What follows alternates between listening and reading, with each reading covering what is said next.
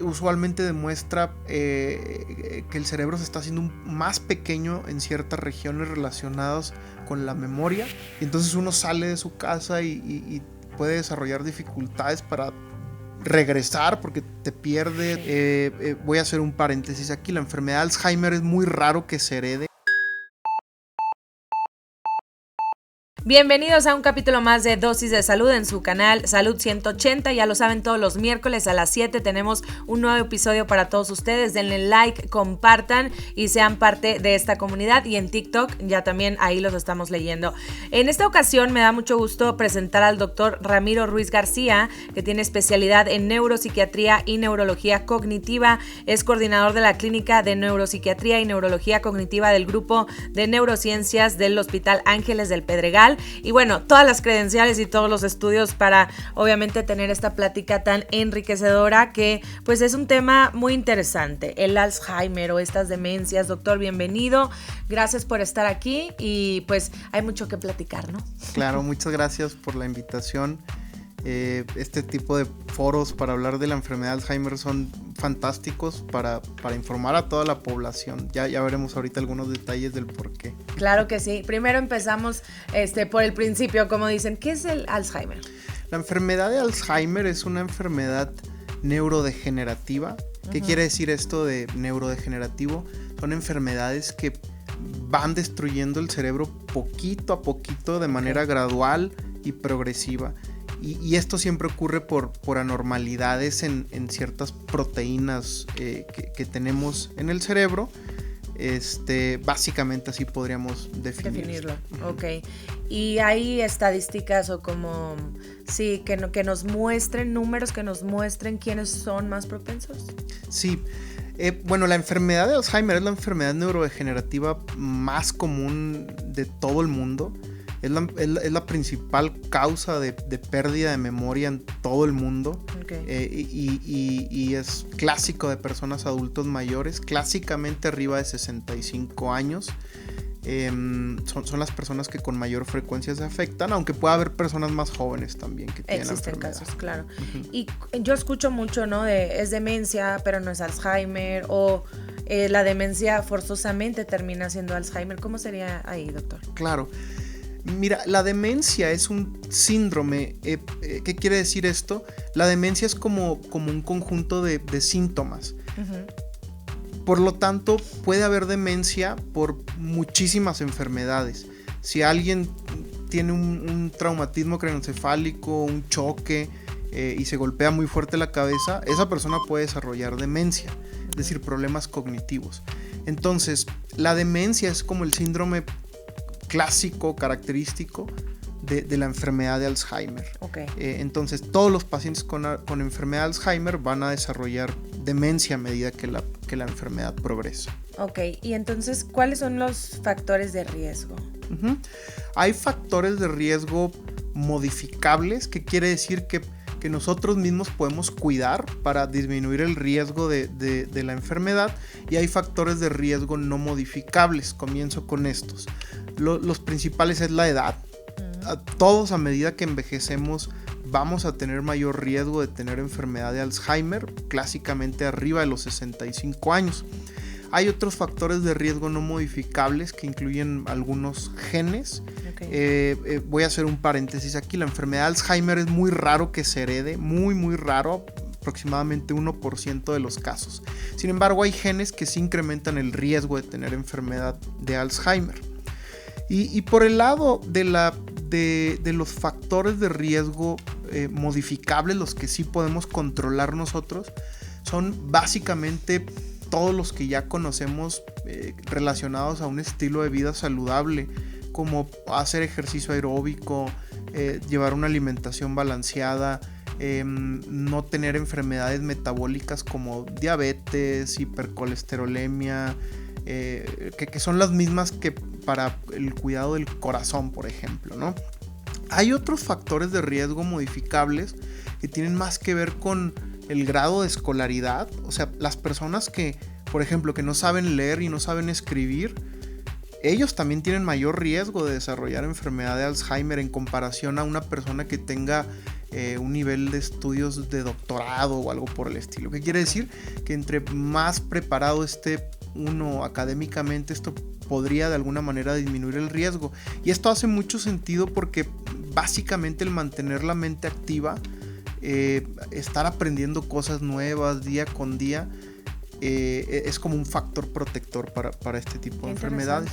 Y luego está también la parte de las enfermedades psiquiátricas, la depresión crónica, digamos, no tratada, personas que tienen depresión toda su vida y por estigma o por algún otro factor no acuden a atender el problema de salud mental.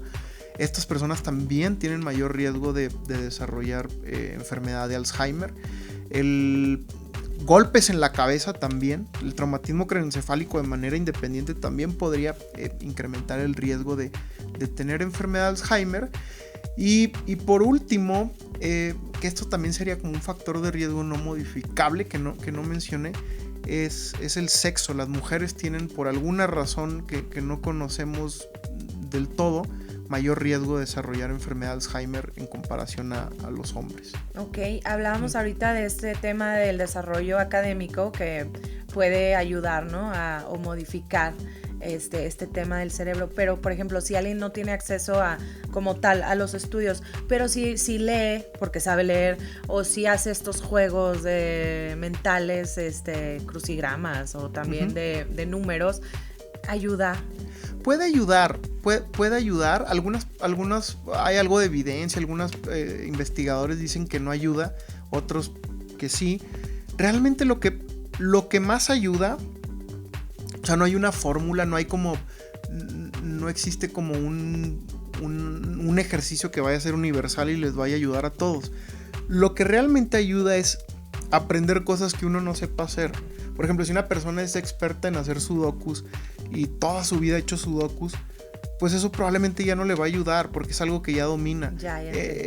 Pero si esa persona que hace sudokus ahora aprende a tocar la batería, por ejemplo, o a jugar tenis, ni siquiera necesita hacer algo de concentración, puede ser aprender a hacer alguna actividad motriz nueva o algo por el estilo.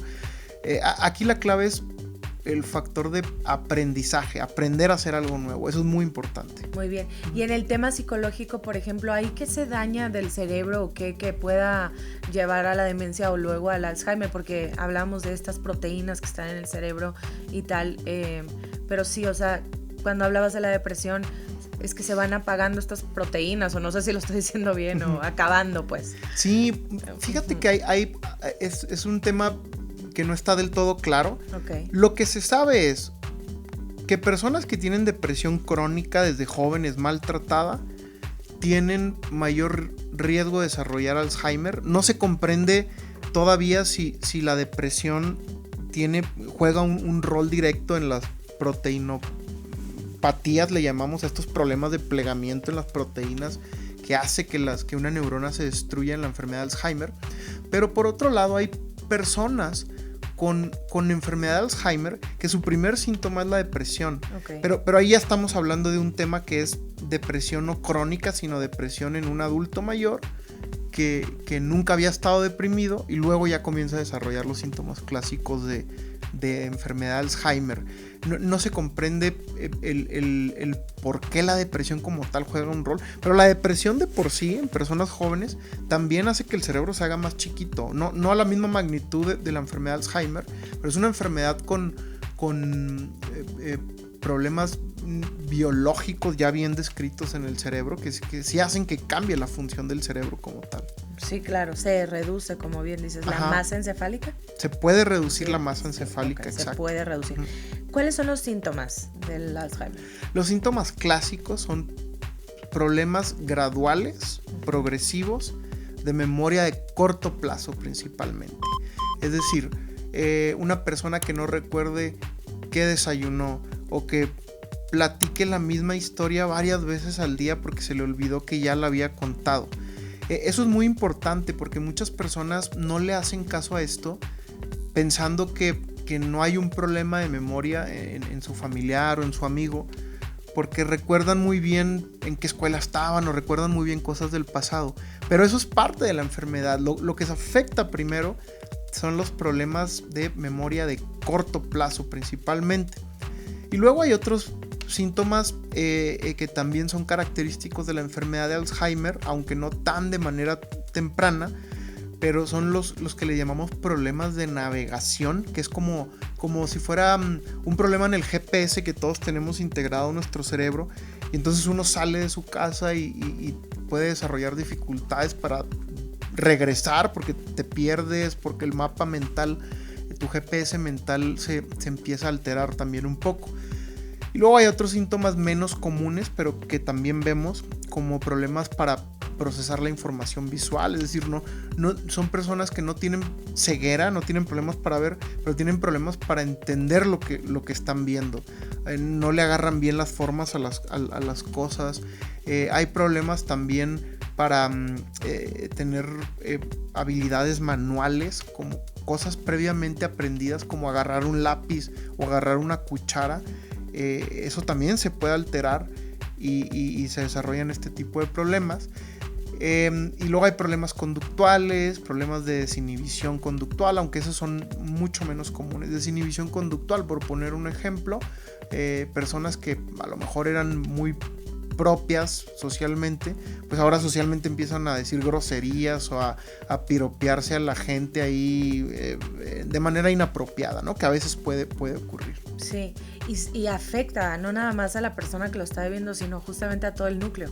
También, o sea, hay que entenderlo porque también de pronto esos cambios no saben cómo ser, la gente alrededor no sabe cómo tratarlos, ¿cierto? Claro, sí, muchas veces porque no comprenden la naturaleza de los síntomas, incluso algunas personas se lo toman como personal, porque pues es muy típico el escenario de que o al esposo o a la esposa le empieza a dar la enfermedad y la pareja es la que más convive con esa persona todo el día y definitivamente se empiezan a crear conflictos cuando no hay un entendimiento de los síntomas.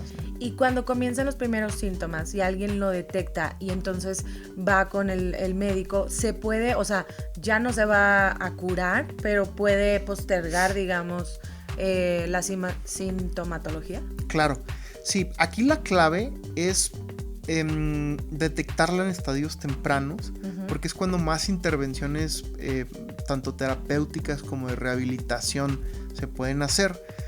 Entre más tarde se haga el diagnóstico de este tipo de enfermedades, se limita mucho el tipo de intervenciones y el pronóstico pues también empeora, porque estas intervenciones han demostrado estabilizar de alguna manera la enfermedad, no frenarla, no curarla, pero sí estabilizarla de alguna manera. Ok, ¿y cómo se puede detectar de forma temprana? Justamente con estas cosas de memoria, olvidar las cosas a corto plazo, eso ya es uno de los primeros síntomas. ¿Habría otros? Ajá, el principal es ese, es el más común. Básicamente cualquier falla cognitiva, las funciones cognitivas en el cerebro incluyen varias como memoria, lenguaje, habilidades visoespaciales, praxias, que son estas habilidades manuales que comentaba, pero por mucho lo más comunes son problemas de memoria de corto plazo. Okay. Y la historia clásica, como lo identifican los familiares, es: me está repitiendo lo mismo todo el día, está perdiendo las cosas, no se acuerda que esto ya lo hizo, se le está olvidando pagar estos recibos, cosas por el estilo que hablan de un problema de memoria de corto plazo. Esa es la manera más sencilla de identificarlo, y cuando una persona detecte esto en un familiar, la indicación es ir con el médico para definir por qué le está pasando eso, ¿no? Ok, y el médico puede ver en el cerebro un cambio, digamos, o sea, sí se ve con un estudio. Claro, se pueden ver cambios en el cerebro. Lo primero que hay que hacer es descartar causas de problemas de memoria, que hay muchas, aunque son raras. Lo más común es que sea enfermedad de Alzheimer en una persona que sea un adulto mayor. Pero una vez que ya se descartaron estas ¿cuál cosas... ¿Cuál es estrés o qué? Bueno, la depresión puede ser. La depresión puede ser una. Problemas de absorción de algunas vitaminas, como la vitamina B, okay. Problemas de hipotiroidismo, algunas infecciones del sistema nervioso, entre otras. Okay. Algún tumor del cerebro puede ser también, o alguna lesión como tal del cerebro, algún infarto previo o múltiples infartos que a veces no son tan aparatosos, no te dan como un síntoma tan agudo, pero sí te empiezan a provocar problemas de memoria. Ese tipo de cosas ya que se descartan, que muchas de esas sí requieren un estudio de imagen como esto de los microinfartos. Pero ya suponiendo que descartamos todo eso, la imagen en una persona en la que estemos sospechando enfermedad de Alzheimer sí usualmente demuestra que el cerebro se está haciendo más pequeño en ciertas regiones relacionadas con la memoria, que le llamamos hipocampos, que esos hipocampos están como donde tenemos las orejas, pero hasta mero en medio del cerebro, si nos vamos profundamente en el cerebro, y hay algunas personas que también tienen disminución del volumen de otras partes del cerebro, que son los lóbulos parietales, que son estos como en esta parte posterior de la cabeza. Eso es lo clásico, ¿no? Si vemos una persona que tiene problemas de memoria a corto plazo y una imagen de esas características, podemos decir esta persona tiene probable enfermedad de Alzheimer. Ok. Ahora, ¿qué son los biomarcadores? Justo a eso voy. Tomando este mismo caso, podemos tener esta persona que tiene probable enfermedad de Alzheimer porque ya tiene síntomas clásicos de la enfermedad, ya tiene una imagen clásica de la enfermedad. Pero la única manera de demostrar que esa persona realmente tenga enfermedad de Alzheimer es demostrándolo con un biomarcador específico. Es decir, un biomarcador que nos demuestre que esas proteínas que están anormales en el cerebro realmente las veamos con un estudio, ¿no? Okay. Hay biomarcadores inespecíficos que nos sirven para sospechar, pero no para definir la enfermedad. Un biomarcador inespecífico puede ser, por ejemplo, la imagen estructural como resonancia magnética o tomografía. Un biomarcador inespecífico puede ser algunas proteínas como la proteína tau total, que lo único que nos indica es que se está el cerebro destruyendo gradualmente, se está desgastando. Hay otras como la proteína, una que se llama NFL, como la liga de fútbol americano, se llama neurofilamento de cadena ligera, y esa también de igual manera nos demuestra que un cerebro se está desgastando, pero esas pueden salir positivos en muchas enfermedades. Como una resonancia magnética puede salir con disminución de volumen en otros tipos de demencias, no específicamente Alzheimer, o de igual manera el neurofilamento de cadena ligera. Sin embargo, recientemente se han creado estos biomarcadores que sí son específicos para diagnosticar enfermedad de Alzheimer, y básicamente son 3. Son 2 en 3 modalidades distintas. Okay. Las 2 cosas que buscamos en enfermedad de Alzheimer son proteína tau fosforilada, que esta fosforilación, que es como un mal plegamiento de esta proteína, esto sí es característico de enfermedad de Alzheimer. Y la otra es el acúmulo de otra proteína que se llama beta amiloide. Entonces, esas 2 biomarcadores los tenemos en 3 modalidades distintas. Uno es la tomografía por emisión de positrones o PET amiloide o PET tau. Ni uno de esos 2 existe en México. El PET amiloide a veces lo tenemos, a veces no. Se utiliza más para investigación. Es costoso. Es el radiotrazador, estas cosas que les ponen a los pacientes tienen una vida media muy corta. Es poco práctico en términos generales, y no lo tenemos como disponible en México. Otro son estos mismos 2 biomarcadores, pero en líquido cefalorraquídeo. Extraemos líquido cefalorraquídeo del paciente y podemos medir estos biomarcadores. Estos biomarcadores sí los tenemos. El problema es que es muy latoso sacarlos, porque hay que hacer una punción lumbar, hay que meterle una aguja al paciente ¿Una anestesia local? Es con anestesia local, realmente no es un procedimiento mayor, es algo sencillo de hacer, pero es latoso y tiene sus riesgos. Sin embargo, en ocasiones especiales se hace.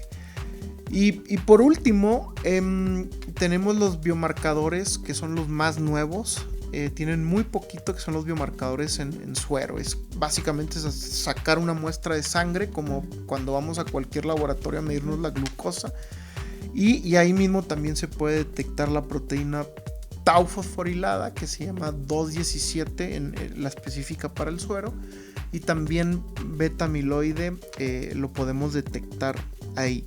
Okay. Usualmente no se hacían estas técnicas para definir a la enfermedad de Alzheimer porque pues era muy latoso o porque no había, ¿no? Uh-huh. Latoso me refiero a hacerle una punción lumbar a alguien, o porque no había PET amiloide.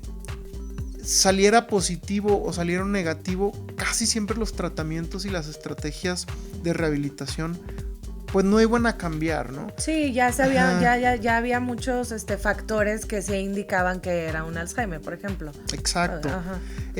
Pero ahora es muy importante definir la enfermedad desde el punto de vista biológico con estas proteínas, porque hay nuevas terapias, ¿no? Okay. Entonces ahora sí está como cobrando más relevancia esto para la práctica clínica habitual. Se ha avanzado mucho, digamos, en eso, en poder, pues no curar, pero ayudar a la enfermedad. Definitivamente. A detenerla. Sí. Ok, y entonces cuando avanza muchísimo el Alzheimer es como, o si una persona ya adulto mayor y luego fallece, realmente se vería una reducción muy importante, o sea, se va destruyendo el cerebro, es lo que me llamó la atención que lo comentes así. Sí, es que es la manera más, creo que coloquial, fácil, ¿no?, de entender, porque se destruye como tal, ¿no? O sea, a nivel microscópico, si uno agarra un microscopio en vivo y ve un cerebro de una persona con Alzheimer, muy lentamente, gradualmente se va destruyendo una neurona y luego otra, pero ya cuando esto se acumula, pues el cerebro se ve más chiquito. Claro, y de ahí empiezan a fallar órganos y ya, o sea, es muy difícil que esté, pues sí, justamente bien el paciente, ¿no? Claro. Ya en una etapa crítica. Más avanzada. Sí. Ok, y entonces, justamente después de hablar de los biomarcadores y que nos decía los tratamientos posibles, esos sí están en México, estos últimos dos. Bueno, primero para detectarlos y después, ya que se detecta, ¿cuáles serían los tratamientos? Claro. Sí, en México ya tenemos disponibilidad de tomar pruebas en suero, o sea, en sangre para detectar la enfermedad de Alzheimer. Ya lo estamos haciendo y eso nos permite definir si alguien puede ser candidato o no para algún tipo de tratamiento nuevo. Okay. Los tratamientos convencionales, les llamamos tratamientos sintomáticos, es decir, estas pastillas que damos para la memoria ayudan a reforzar estas neuronas que se están destruyendo. Ok, una pastilla. Una pastilla. Al día. Y esas pastillas ya las tenemos desde los años 80, 90. Okay. No son tratamientos nuevos, son tratamientos que funcionan, ayudan mucho a desacelerar, digamos, la progresión de la enfermedad. No solo las pastillas, necesitamos todo un plan de rehabilitación, de que la persona tenga actividades, que no esté aislada, etcétera, etcétera, ¿no? Sin embargo, en el año pasado, aquí en México, se aprobaron ya 2 medicamentos que pueden, digamos, limpiar esas proteínas que están anormales en el cerebro. Son medicamentos que se ponen por infusión por la vena y limpian esas proteínas y estabilizan la enfermedad. No son medicamentos que curen la enfermedad, hasta el momento no se ha demostrado eso, pero sí la estabilizan. Lo único que se sabe es que la estabilizan en un lapso de 1 año, 2 años, digamos, que es lo que se ha medido. Okay. Pero que es algo valioso. Es algo valioso porque en teoría están limpiando al cerebro de lo que lo está destruyendo. ¿Pero tiene que ser en cierta etapa de la enfermedad? ¿O eso cuenta? Bueno, eso es muy importante. Qué bueno que me preguntas eso. Estos medicamentos tienen indicaciones bien específicas. Tiene que ser una persona que tenga un estadio leve de la enfermedad, o que tenga algo que le llamamos deterioro cognitivo leve, es decir, un estadio como prodrómico, antes de que desarrolle demencia, como prodrómico de la enfermedad, siempre y cuando esas personas tengan biomarcadores positivos específicos, o sea, tau fosforilada o beta amiloide, estos de los que hablábamos. Además de estos biomarcadores, hay algunas otras indicaciones ya un poco más específicas, como que la persona no tenga problemas de la coagulación o que tenga sangrados ya en el cerebro, que a veces las personas con Alzheimer pueden tener microsangrados o algunos genes en específico, pero esas ya son cosas muy muy específicas que evaluamos en cada consulta, ¿no? Ok, y bueno, pues hay también información importante, ¿no? De la enfermedad de Alzheimer, que es una condición, o sea, como si hiciéramos un resumen, es una condición neurodegenerativa relacionada estrechamente con el envejecimiento y es la principal causa de demencia en el mundo, constituye un problema sanitario social, o sea, sí hay que darle más difusión, doctora, al tema. Definitivamente. Porque sí se requiere el diagnóstico, los tratamientos tempranos y saber de qué estamos hablando, no nada más como que, ay, anda muy olvidadizo, ¿no? O sea, claro, es más allá de todo esto. No, definitivamente. Y algo que no hemos mencionado y es muy importante es que siendo la edad el principal factor de riesgo para desarrollarlo, en México está cambiando la pirámide de edad epidemiológicamente hablando. O sea, antes en México, hace 40 años, nos moríamos más jóvenes en general de infecciones o de otras cosas, o infartos al corazón. Ahora estamos envejeciendo más, entonces vamos a ver más adultos mayores en un futuro y los casos de Alzheimer se van a triplicar para el año 2040. Eso ya está demostrado con estudios que se han hecho. Entonces, con mayor razón hay que darle difusión a esto para tomar todas las medidas preventivas posibles y detectarlo temprano para intervenir temprano a una persona que pueda sufrir esta enfermedad. ¿Hay algo en los alimentos también que pueda ayudarnos en la prevención de cuidar nuestro cerebro y esto? Sí, básicamente es tener una alimentación balanceada que prevenga eso, enfermedades metabólicas como la diabetes, como la hipertensión, etcétera, etcétera, ¿no? Llevar una alimentación balanceada es lo importante. Hacer actividades que nos mantengan, pues sí, despiertos, algo que no sepamos hacer, algo que aprender, algo que estudiar.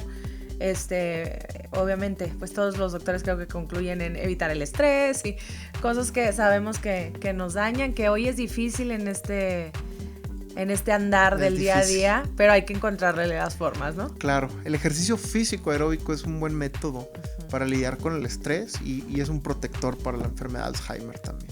Ok, ¿algo que nos falte comentar?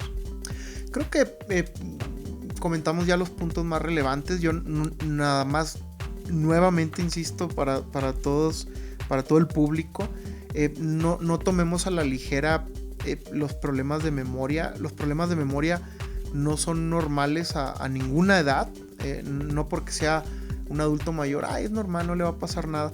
No, tenemos mucho esta idea, no son normales. Busquen alguna opinión médica con algún profesional si conocen a alguien que tiene algún problema de memoria, porque es la única manera en la que se pueden detectar los casos de manera temprana. Okay. No ignorando este tipo de síntomas. Y yo creo que a todos nos ha pasado, ¿no? De, olvidé esto, no me acordé por completo de otra cosa, no me acuerdo qué hice ayer y tal. Eso es normal, o sea, porque sí, no cumpliendo con las características a lo mejor de edad y tal, pero a todos nos puede pasar, tampoco eso significa que es Alzheimer o no, claro. ¿no? O sea, también. Sí, puede ser normal, definitivamente cosas. Puede ser normal. De hecho, hay una persona que estudió un neurocientífico que es de los expertos en memoria, ya falleció. Él tenía sus 10 pecados capitales de la memoria. Realmente nosotros rellenamos mucha información falsa en nuestro cerebro de cosas del pasado. Por eso a veces nos pasa de que tú le dices a un amigo, no, pasó esto, y él te dice, no era así, era así. Porque a veces rellenamos esta información. El olvidar cosas de manera esporádica es normal. Okay. Pero el tener problemas de memoria todos los días, que estén gradualmente incrementando, eso no es normal y eso es una enfermedad y se tiene que evaluar a esa persona. Doctor, y ya por último, ¿qué pasa hablando de los temas de memoria? ¿Por qué quien ya tiene una enfermedad de Alzheimer se va al pasado y eso sí lo tiene muy puntual? Precisamente es por esto. El problema principal en ellos en el cerebro es poder generar nuevos recuerdos. Entonces, si ese es el problema principal, es más fácil para ellos tener como acceso a memorias del pasado y que en eso se base su plática y su día a día, ¿no? Ok, y luego vienen también como estos destellos de estar muy normal, ¿no? ¿Qué pasa ahí? O sea, o de volver al presente perfectamente y entonces confunde también al núcleo o al familiar. Sí, esto le llamamos fluctuaciones cognitivas. Estas son típicas de las enfermedades neurodegenerativas. No es tan usual en Alzheimer, pero como el 15% de personas con Alzheimer pueden llegar a tenerlas. Es más común en otro tipo de enfermedades como demencia por cuerpos de Lewy o algunos otros tipos de enfermedades, pero son cosas que podemos llegar a ver, propias de la enfermedad. Muy bien, doctor, pues muchísimas gracias. Él es Ramiro Ruiz García y ya saben, lo pueden encontrar en el Hospital Ángeles del Pedregal, ¿verdad? ¿Algún teléfono o redes sociales o algún contacto? Es el Centro de Neurociencias en el Hospital Ángeles del Pedregal. Ahí tenemos nuestra clínica y con mucho gusto los atendemos. Muy bien, doctor, muchas gracias. Ya lo saben, compartir el episodio, comentar, dejarnos su like, suscribirse y también en TikTok nos pueden encontrar con toda esta información. Yo soy Erika González y nos vemos en la próxima.